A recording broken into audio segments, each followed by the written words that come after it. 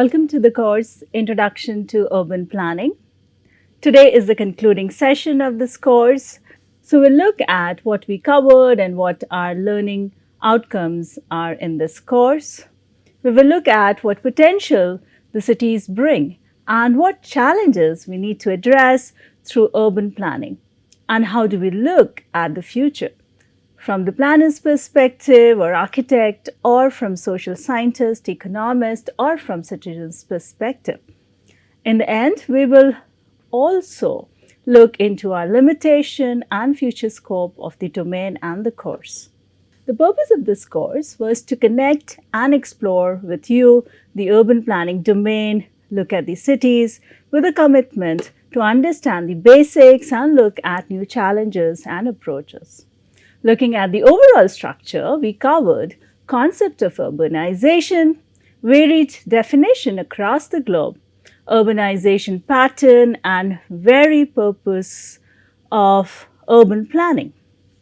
Constitutional provisions, we looked at what is available in our country and then the associated planning framework. We looked at different types and levels of plans, including perspective plan at global to state to city level. We looked at regional plan, development plan, local area plan, special purpose plan, with each one of them with case studies. We looked into the employment of our cities through contextualizing cities lecture series. And we looked into various urban issues with special focus on public health and urban planning. Lastly, we looked into the legal requirements for planning through planning legislation series. In our very first lecture, we covered concepts of the urban areas, where we explored the differences we experience between urban and rural areas in the Indian context. In the section differentiating the urban from the rural areas, we took an experiential and perception-based approach to understand the distinction, where we simply tried to understand the character of the city from our experience. Thereafter, we looked at some of the expressions, definitions provided by key authors and institutions in the domain of urban studies in the section concept of cities.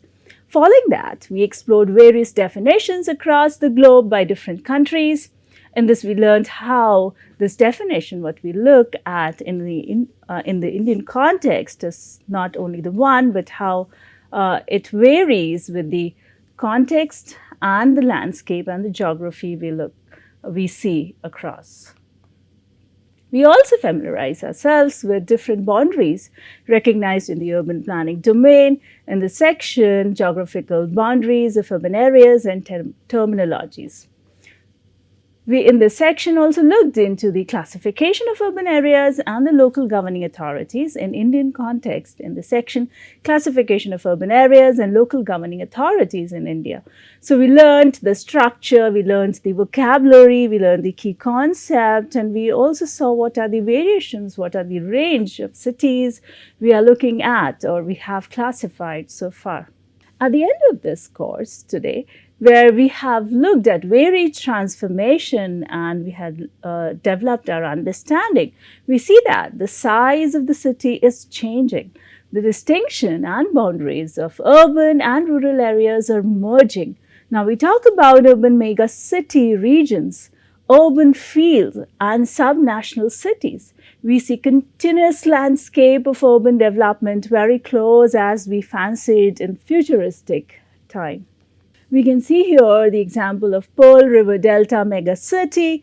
As per the World Cities Report 2020 by UN Habitat, China has stitched together delta cities of Guangzhou, Hong Kong, and Shenzhen into the Greater Bay Area, the Pearl River, through infrastructure investment like high-speed rail and the world's longest overseas bridge. So you can see here in the image, look at the entire landscape where all the cities are there. The mega region population is like 70 million. In these regions, economies of agglomeration, closeness, proximity of factors of production, and the increased size and specialization of markets create more value at the local level. There are 29 largest mega regions in the world as listed in the report, Boss Wash being on the top, including New York, Washington, D.C., and Boston. In the process, we learned changing character of the cities and newer challenges and opportunities what cities were giving us. Reviews in the World Cities report indicate that despite agglomeration benefits, what benefits we are really talking about, despite those, the spatial concentration of people and firms has drawbacks. The rising land, housing, labor, congestion, and pollution costs all are potential outcomes from urbanization. These negative externalities eventually make the costs of living and conducting business challenging and may limit the competitive advantage of a given area. Furthermore, in the report, it is suggested that spatial agglomeration can intensify inequality. So, despite our economic development, we see that inequality may increase within and between cities in the national and global urban system. In the report, it is emphasized that national governments must properly manage their system of cities across the urban continuum in order to balance agglomeration benefits with the potential negative consequences of superstar city, like we are looking at the competition, ranking, and so on. So, the consequences of superstar city formation that leaves smaller cities and rural areas behind. So, that needs to be taken care of. Further, in the second lecture, we reviewed urbanization and sustainable development to understand the need and significance of urban planning. In this lecture, we explored the concept of urbanization, how we measure urbanization, why cities grow. We looked at the global urbanization pattern and reviewed the relationship between urbanization and sustainable development. We had seen urban population will be much larger than the rural population.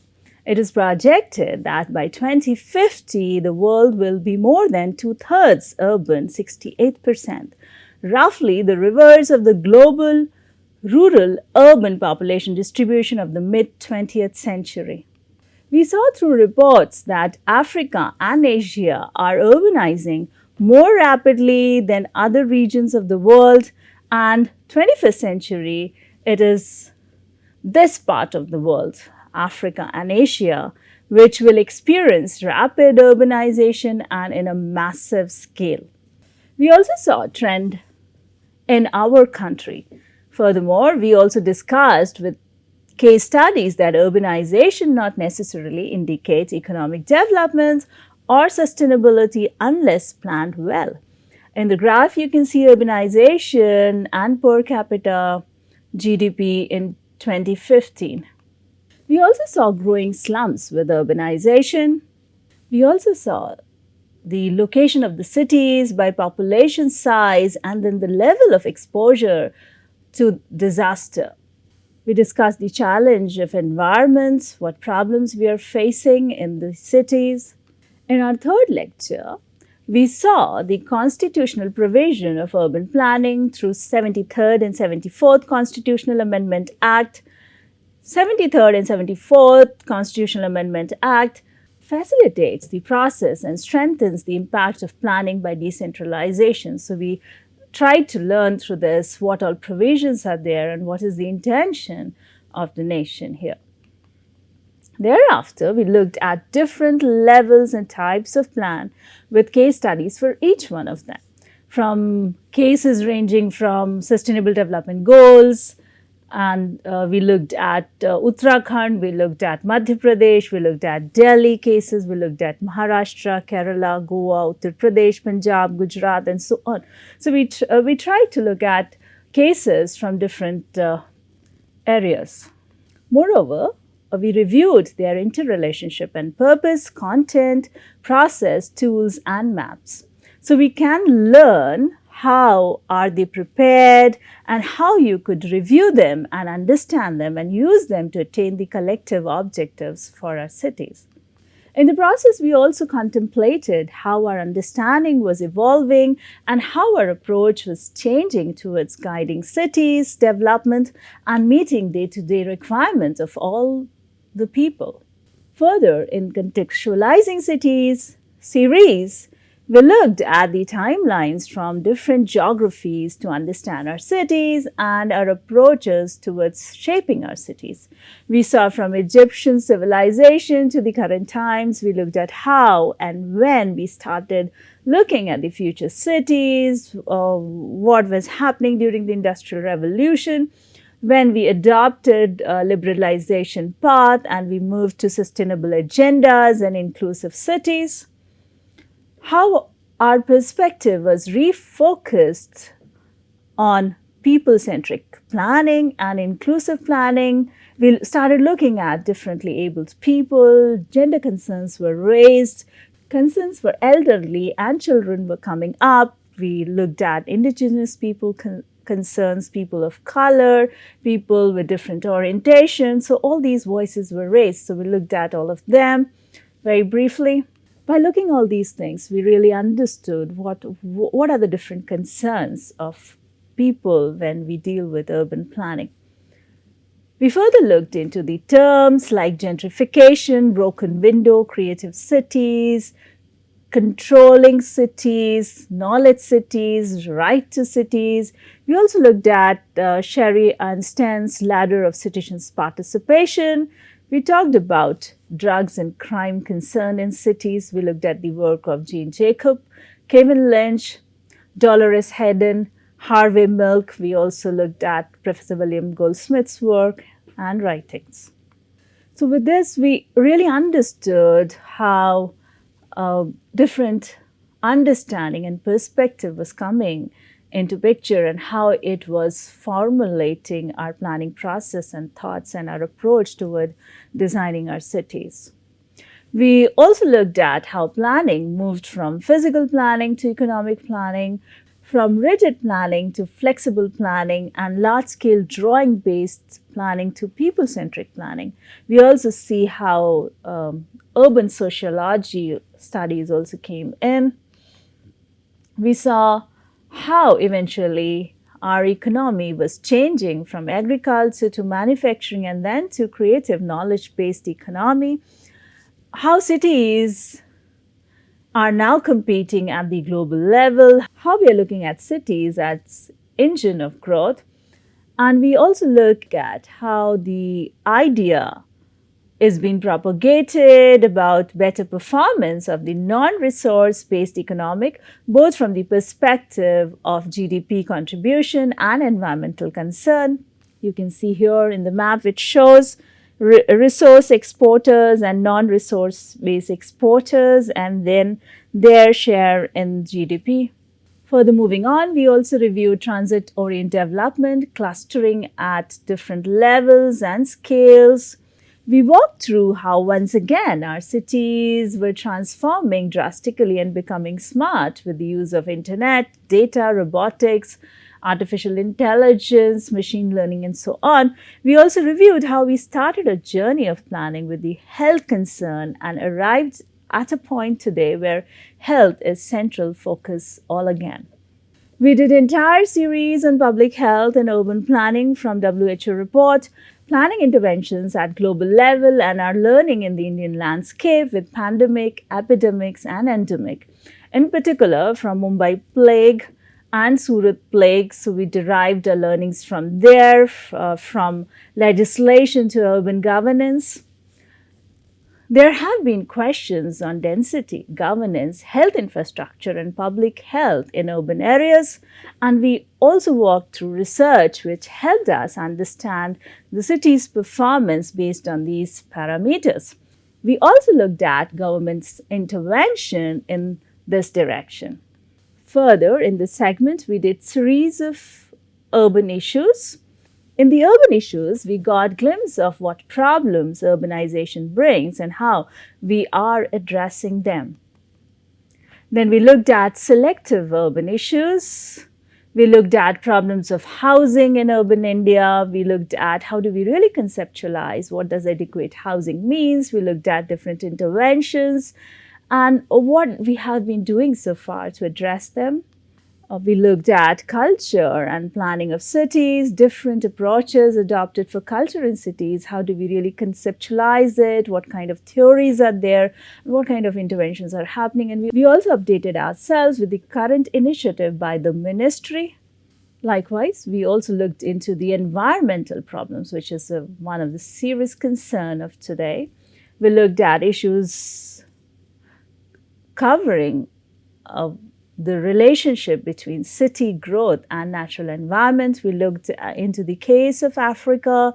We also looked how London draft plan has addressed the issue of environment, how they have developed green infrastructure and they're looking towards the natural environment and also looking at developing sustainable infrastructure.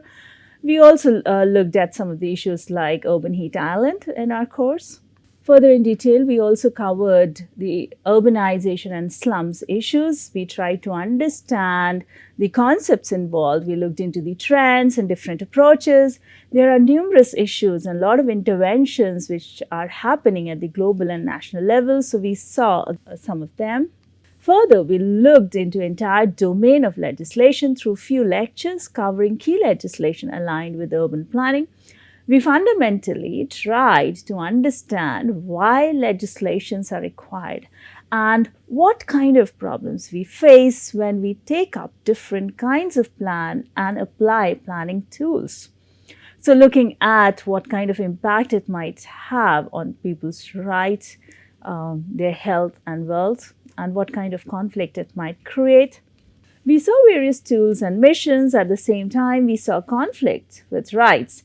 And we looked at what regulations are available for us. Further, we tried to understand whatever approach we are taking, is that good or bad? How do you really make those judgments? Particularly in the introduction to planning legislation, we looked at rights, we looked at duties of the citizens, we looked at certain court cases where we covered conflicts. We looked at right-based approach. We also looked at the significance of legislation in current times. We also looked at the evolution of growth and planning legislation in Britain, UK. We also looked at the legislation development in the USA landscape. We looked at evolution again in a comparative basis in Indian landscape. We looked at in two segments, pre-independence phase, and then we looked at the post-independent phase of legislation development. We further covered Land Acquisition Act to certain detail, where we saw the issues of land, why government needs to acquire land, concept of eminent domain, right to property, history of land acquisition and relevant act. Likewise, we also looked into industrial development and the legal requirements for that. Then we looked into how we were proceeding in our timeline, how we were liberalizing, and then what kind of legislation came in for FDI, cluster development and promotion of special economic zones, and so on. Further, we looked at the environmental legal requirements. We looked at EIA Act of 2006. We also looked at the draft EIA 2020. We looked into the environmental concerns and initiatives which are being taken with respect to technology as well as at the urban planning level. We looked at the Comprehensive Environmental Pollution Index, critically polluted areas. We looked at Coastal Regulations Zone, and then some other acts related with eco-sensitive zones, e-waste rules. Then we also looked into the newer guidelines which have been developed with respect to mainstreaming urban river management into master plan and then urban river management plan. These things we looked into while we were covering the environmental related acts, all the legal requirements related from the environmental issues and urbanization. In this segment, we looked at that. Further, we also covered the Cantonment Act and then also looked into the urban heritage conservation. So we had one session in culture, then we also looked at what are the legal tools which are available at this moment for the heritage conservation. In the 39th lecture, we looked at the zoning regulation, which is the most important and very strong tool available to the planners. We covered these regulations. We looked at the meaning and reviewed the purpose of this zoning. We discussed and listed aspects and principles with the help of draft Bhopal development plan and looked into overall relevance of the tool with its ground translation, like how much control we really need in case of developing our cities and how do we really exert those control over the city. So today, we are summarizing our learning outcomes and we are looking beyond. So we saw that increasing investment in urban areas does not automatically address poverty and inequality. Many individuals and population groups in cities around the world are excluded from the benefits of urbanization. So we looked into all the things, the good and the bad, and what things to be taken care of, and where we had succeeded, where we failed. So such understanding will prepare you to look and contemplate about your cities and process in which you get involved. So we see that World Cities report inform us that we also need to take care of the rural migrants and informal sector as well, which is another population group that is frequently excluded from the benefits of urbanization, as well as a lot of group which we had talked about.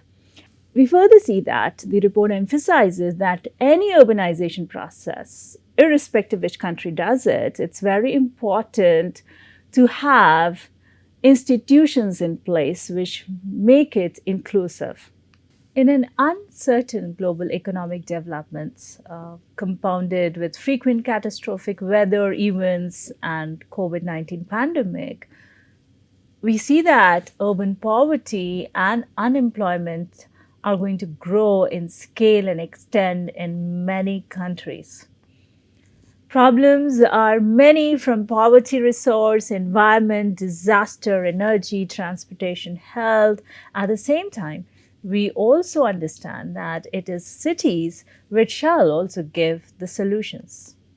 We see that, why do we really say that? Density supports economies of scale in the provision of critical public services like health, infrastructure. And we had seen that density was a key element how we defined cities.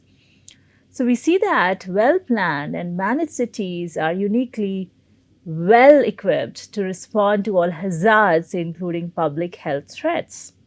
We see that properly planned urban areas can also contribute to national development through the interaction that exists between rural and urban economies. Urban planning can play a key role in designing effective mitigation and adaptation strategies, which in turn will enhance the environmental and economic value of urban areas. Looking at the limitation, we did not cover, we did not get into the details of governance systems, we did not get into the details of municipal finance, urban investment, public participation, planning tools, monitoring urban policies, resilient cities, on nature-based solutions. Though we looked at many parts of it through different case studies, review of past evolution, reforms, and through the missions work, which we may look forward to cover through readings and future series. As per the World Cities report, re-emphasizing the importance and significance of cities, cities are where aspirations, ambitions, and other intangible aspects of life are realized for all, including economic opportunities for marginalized groups.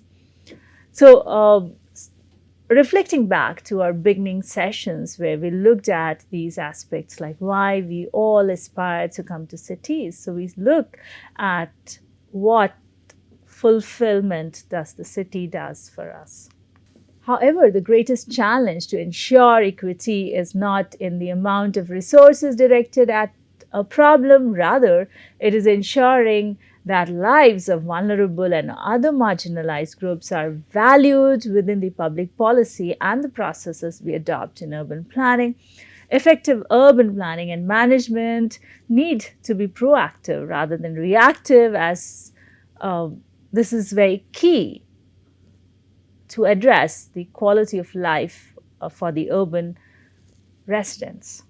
Coming to the key question for you in the end of the course is to contemplate how you want your future to be and how do we prepare ourselves with our people, with the power we have in hand and the tools we have for enabling our objectives, and then being aware of the environmental impacts, being aware of the social impact. How do we really use those tools and powers together with the rural and the urban community, together with the diverse communities, and also being conscious about the environment and having a true sense of what really we want. Keeping all that in perspective, how do we really look at our future? How do we construct and deconstruct our plans, policies, institutions, resources, culture, and technology to reach our future and aspired tomorrow? Ending with the World Cities Report, learning key factor in improving the quality of life of urban residents is effective urban planning and management, and it's important to be being proactive rather than being reactive. Our coverage was limited with the scope to make you aware of the topic. There are enormous readings and movies available to explore. Few are suggested here. This is not an extensive list. You may feel free to suggest more from your experience. Please feel free to ask questions. Let us know about your concerns you have. Do share your opinion, experiences, and suggestions. Looking forward to interacting and co-learning with you while exploring cities and urban planning. So that's all for this course. We have covered all the aspects what we had planned for. So this is the concluding class, and we hope that you enjoyed your learning with us. Thank you so much.